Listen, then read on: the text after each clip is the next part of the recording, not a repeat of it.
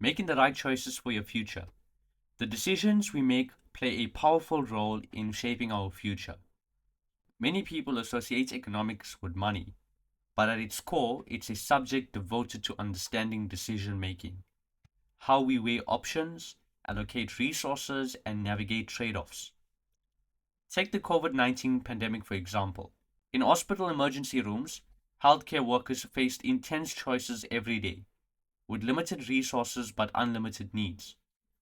They had to determine who received immediate care and which treatments were prioritized. A stark example of how decision making defines outcomes, often in life or death situations. The word decide itself means to cut off, to choose one option at the cost of another. Every decision requires letting go of an alternative in pursuit of something greater. And you probably don't even think of decision making from that perspective, the perspective of choosing something over something else. But that's exactly the decision making technique that we will explore in this discussion. And that will enable you to make smarter and more informed choices, seize better opportunities, and ultimately take control of your future with clarity and confidence. You probably wonder why we make these videos, but our mission is simple yet powerful: to prepare your child for higher grade maths in a realistic and practical way. We aim to save them and you time, money, and effort while ensuring they have the knowledge and skills needed to make informed decisions after metric. So let's move on with the purpose of this video. What do you want from your life? Most people don't have a clear answer. It ultimately comes down to making good decisions. And there's one thing that I can tell you: if you do not know what you want, the smartest thing that you can do today is to make the decisions that maximize the opportunities in your future. But the question is, how can we create the most opportunities? It comes down to three critical questions. What does opportunity mean? How do you find high value opportunities? And how do you choose the best one among many? And understanding the last point is extremely important, because when you know no better, everything seems like a good opportunity. And so we need to find a way to choose the one that is the best, right? So what does opportunity mean? For most, when they think of an opportunity, they think about what would make them the most money and cost them the least. So in other words, they think in terms of cost. But the correct mental framework is to think in terms of opportunity cost. So it's the cost of everything that you are currently doing plus the cost of everything that you are not doing. And what's extremely powerful of opportunity cost is that it reveals hidden obstacles that could limit your future, right? And so when you apply this concept to the yin and the yang, you can see that if this represents everything that you're doing and this represents everything that you're not doing, when you put this together, you can make a complete decision. And when we apply this idea to three variables, namely time, money, and effort, we can make a well-informed decision. So basically what I'm trying to say is that if you can find out the cost of time, money, and effort of everything that you're currently doing. So how much of time do I need to invest? How much of money am I paying for everything that I'm doing? How much of effort does it require?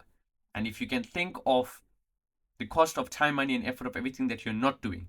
So think about how much time I could save if I used an alternative approach. Think about how much money I could save if I used an alternative approach. Remember, when you answering these questions, you answer them looking at your entire life, right? So if you look at your life from a broader perspective, and so if you think of this from the perspective of school, then by learning the correct information today, it could save you like 70,000 Rand in the future, just because you made the correct decisions today. How much of effort would I require if I use an alternative approach? So maybe I can learn something in less time, right? Because the information is presented differently to us. Or maybe if I do something else, so let's say if we use an alternative approach, it may require a lot of time, money, and effort now, but in the future it saves me a lot. And so that's the way you need to question yourself. That's the questions that you need to ask yourself. And my perspective shifted entirely when I heard the following statement. If you currently make 500,000, but you wish to make 1,000,000, then it costs you 500,000 every year for not making 1,000,000. And so if someone has access to information that could make you 500,000 Rand more every year, and if they can guarantee it, then that information is worth 500,000. And so you need to look at this from that perspective. It's the cost of everything that you're not doing. And so if you look at your life and all of your decisions from these two extremes, you can make a well-informed decision. Now we can move on to the next point. How do you find good opportunities? Opportunities come from acquiring valuable skills, because people will pay for what they lack. And your ability to develop rare and high impact skills determine the doors that open for you. And ultimately, skills come from information, right? Information is what makes you skillful. And so if you have access to the right information, you will develop the right skills, which will in turn open up the right doors for you. So let's look at the third point. How do we choose from many good opportunities? Again, we use opportunity cost. So let's look at this from two perspectives. What makes up a good opportunity? A good opportunity makes you unlimited amount of money, requires the least time, and takes minimal effort. The worst opportunities are the opportunities that makes no money, demands endless time, and requires maximum effort. And so the goal is to strike a balance between choosing an opportunity that maximizes reward but keeps investment low. And remember, when you're applying these frameworks, good and bad opportunities, apply to everything that you're currently doing and everything that you're not doing. So from everything that I'm currently doing, is it making me money? Is it saving me time? Is it saving me needless effort? From the things that I could potentially be doing, could it make me money? Could it save me time? And could it minimize effort for doing so? And so if we can do all three things, that's what we ultimately call a good opportunity. And sometimes there is a time delay. Things don't happen overnight. And so you may have to look at this from a long-term perspective. So in the next 4 years, can this generate me money, save me time, and minimize effort, right? So you have to look at this from a long-term perspective.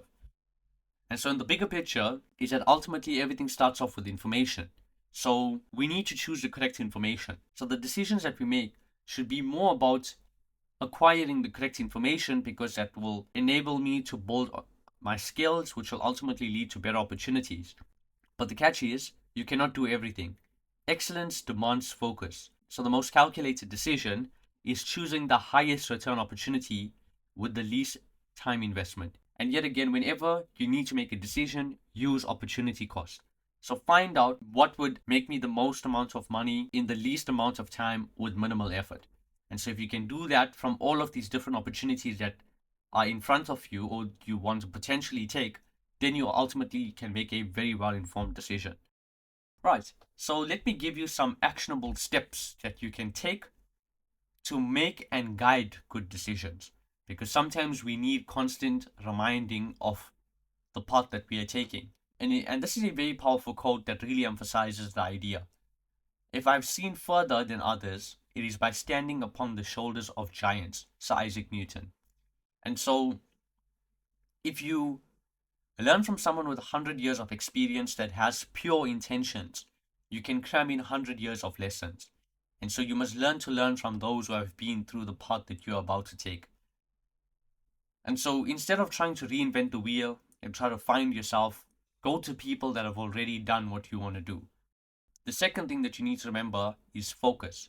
Exactly as I've said, that you cannot do everything, right? Excellence demands focus. So you need to choose from all of those many things what would give you the best return.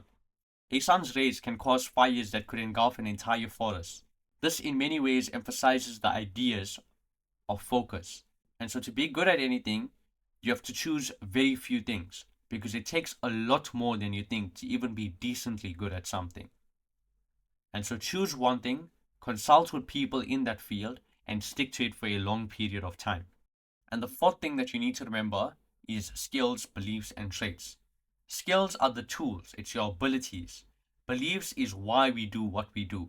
And this is more like a reason, right? You need to have a strong reason, you need to have conviction to do something. And your traits are who we are, it's your character. So are you a logical thinker? Are you a creative thinker? That will ultimately shape what route you should take, right? And so if you think about it, we all ultimately want to grow in life. We will grow until we reach the constraints of skills, beliefs, and traits. And so we will grow, and maybe you will grow no further until you acquire the necessary skills to grow again. But if you believe that you cannot do something or you don't have a good enough reason, then you will grow no further until you fix your beliefs, and then you will grow again.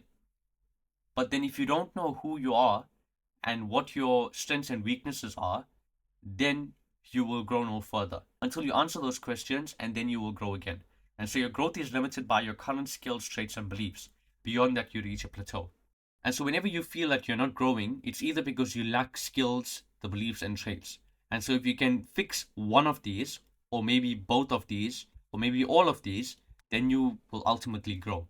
And to summarize all of the actionable steps to make and guide good decisions, the first one is to apply opportunity cost to your decisions. So think about everything that you are currently doing. So if you continue doing what you are doing, am I either gaining or losing time? Am I either gaining or losing money? And then think about an alternative path. So think of everything that you're not doing. So think about all of the alternative routes that you could take. And think about whether it gives you time back or it requires a lot of time. Think about whether it gives you money back or whether it requires money. Think about whether it minimizes effort or requires needless effort. And so that will enable you to choose from these many different options what is the best. And the reason this is so powerful is because you can always do more than you currently are. And so you need to constantly be on the pursuit of trying to be better because there is a better solution out there. The next point is singularity of focus. And so, exactly as I've stated before, is that when you know no better, you think that everything is a good opportunity. But you need to choose one using the opportunity cost framework and stick to it for an extended period of time, and you will be successful at it. The third point is skills, beliefs, and traits. To grow overall, you need to have the correct skills, the correct beliefs, and the correct traits.